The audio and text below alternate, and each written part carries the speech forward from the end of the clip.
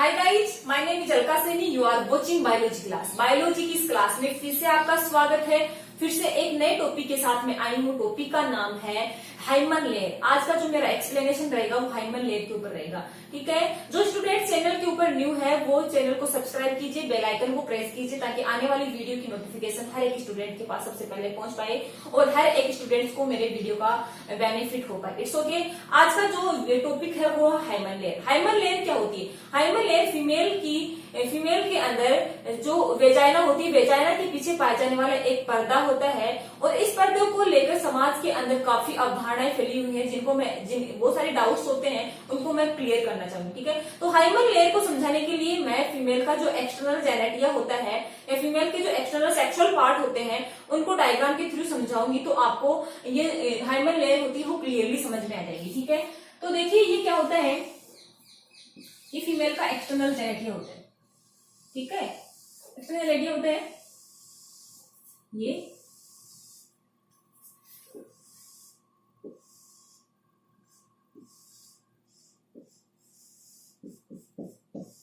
ठीक है, ये एक्सटर्नल जेनेटिया होता है। ये जो बाहर वाली जो लेयर होती है इसको बोलते हैं लेबिया मेजोरा। लेबिया मेजोरा कहा जाता है। ये अंदर वाली लेयर होती है इसको कहा जाता है लेबिया माइनोरा। लेबिया माइनोरा कहा जाता है। और ये जो वाली होती है इसको क्लिटोरिस कहा जाता है। क्लिटोरिस कहा जाता है। ठीक है, और ये होता है इसको यूरेथ्रा कहा जाता है। यूरेथ्रा कहा जाता है।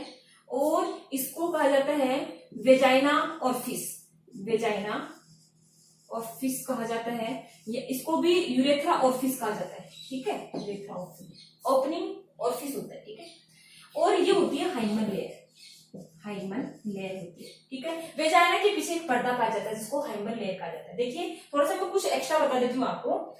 ये जो यूरेथ्रा और फिस होता है इसके द्वारा फीमेल की बॉडी के अंदर जो यूरिन बनता है, ठीक है, जो यूरिन बनता है या जो मूत्र बनता है इसी छिद्र से होके बाहर आता है, इसी पोर से होके बाहर आता है। और ये जो वेजाइना होती है इस वेजाइना के 3 फंक्शन होते हैं। इस वेजाइना के कौन कौन से फंक्शन के अंदर ये भाग लेती है तो मैं बता देती हूँ आपको। सिंपली 3 फंक्शन होते हैं।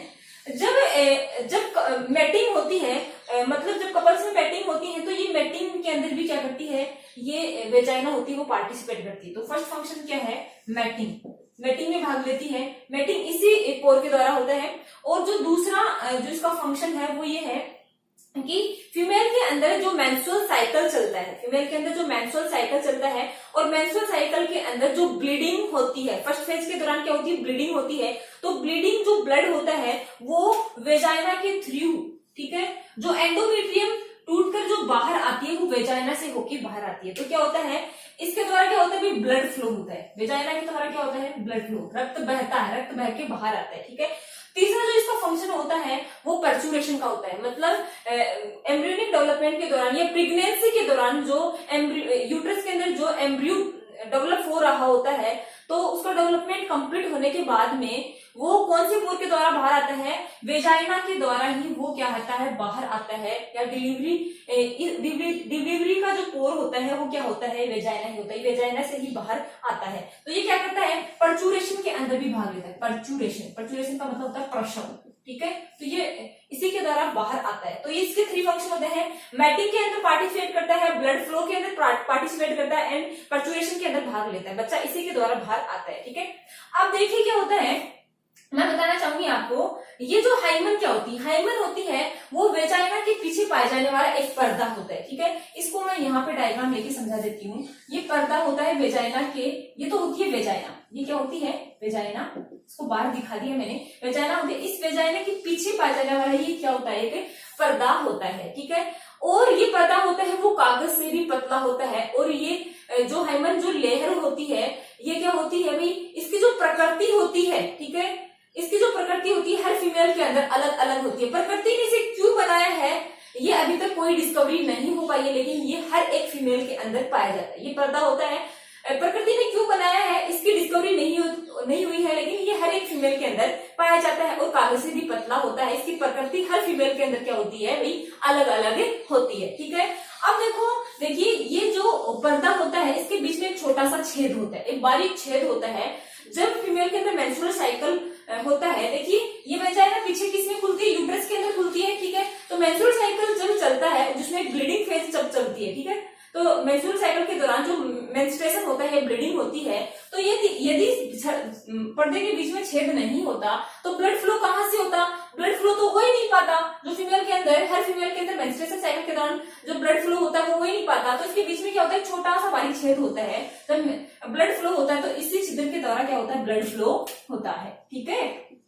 अब देखिए ये जो पर्दा होता है, ये पर्दा जब टूटता है, जब ये पर्दा टूटता है तो फीमेल की वेजाइना के अंदर काफी दर्द होता है, पेनफुल कंडीशन पैदा होती है, और ये पर्दा जब टूटता है तो क्या होता है, ब्लड फ्लो होता है। क्या होता है अभी, फीमेल की वेजाइना से ब्लड फ्लो होता है। लेकिन इस पर्दे को लेकर अपने समाज में बहुत सारी नेगेटिव थॉट्स बने हुए हैं, जिनको आज मैं क्लियर करूंगी, ठीक है।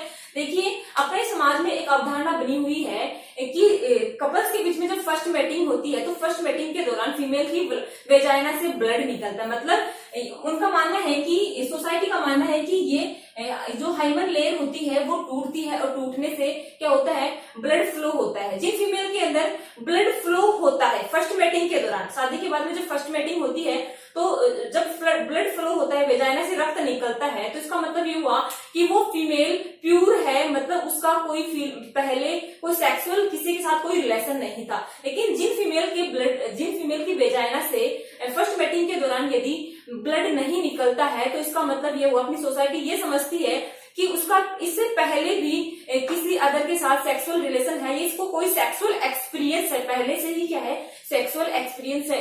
ये थॉट बिल्कुल नेगेटिव है, गलत है। पूरे समाज में ये अवधारणा गलत है। क्यों? इसको साइंस होता है वो नकारता है। देखिए क्या होता है, मैंने बताया कि ये जो पर्दा होता है वो कागज से भी पतला पर्दा होता है, ठीक है, कागज से भी पतला होता है। इसकी मेरिड और अनमेरिड लाइफ से इसका कोई ताल्लुकात नहीं होता। ये मेरिड लाइफ या अनमेरिड लाइफ के अंदर भी ये टूट सकता है, ठीक है। फर्स्ट मैटिंग के दौरान भी टूट सकता है, लेकिन ये अनमेरिड शादी से पहले भी टूट सकता है, ठीक है। शादी से भी पहले क्या होते हैं भाई, फीमेल की पहले तो जो फीमेल्स होती थी, जो लड़कियां होती, उनकी इच्छाओं को दबा दिया जाता था, ठीक है। वो डांस नहीं कर सकती, वो जंपिंग नहीं कर सकती, वो कोई भी कॉम्प्लिकेटेड वर्क नहीं कर सकती, ठीक है। लेकिन वर्तमान के समय जो फीमेल्स होती है वो बहुत सारी कॉम्प्लिकेटेड वर्क करती है, ठीक है। डांसिंग करना, जंपिंग करना, घुड़सवारी करना। तो उसमें क्या होता है, ये जो हाइमन लेयर होती है वो जंपिंग करने से, डांसिंग करने से ये लेयर होती है, या एक्सीडेंट से भी, कई बार तो जोर से छींकने से भी इतनी बारीक होती है कई फीमेल के अंदर, तो ये छींकने से भी टूट जाती है, ठीक है।